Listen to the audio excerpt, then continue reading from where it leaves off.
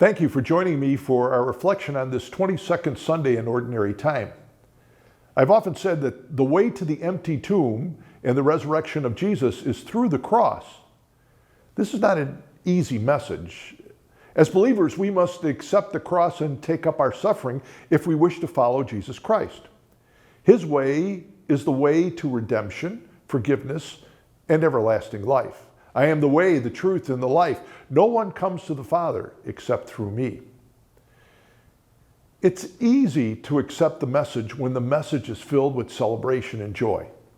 But it's not as easy when confronted by the truth of impending suffering.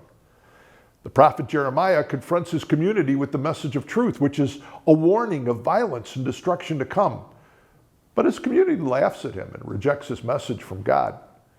We do not like being told how we must reform or change our lives to place ourselves more in conformity to God's will.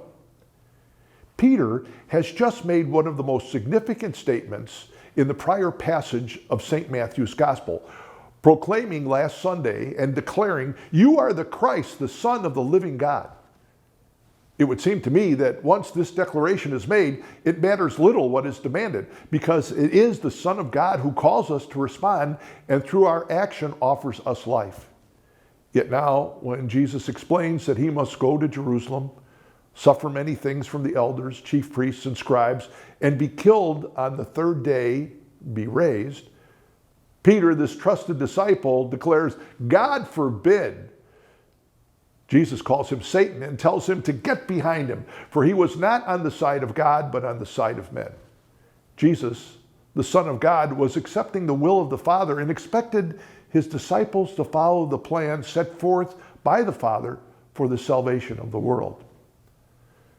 The plans God has for us are not always easy.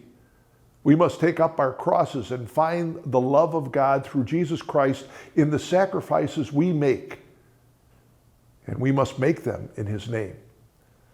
The loss of loved ones, the pain of physical suffering, the disappointments and frustrations we encounter in our lives, certainly also the times that we see evil seemingly triumphed over good. To all of these, we might, like Peter, say, "God forbid."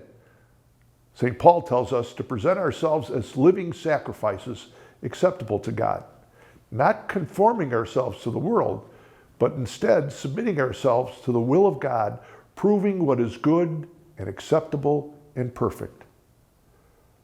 Our lives have changed drastically during this pandemic, but the Christian does not surrender themselves to fears and frustrations, but instead takes up the cross, uniting our sufferings to the suffering of Christ and finding our true lives in the love of Jesus as we await his return in glory. Please, stay safe, healthy, and holy. God bless you.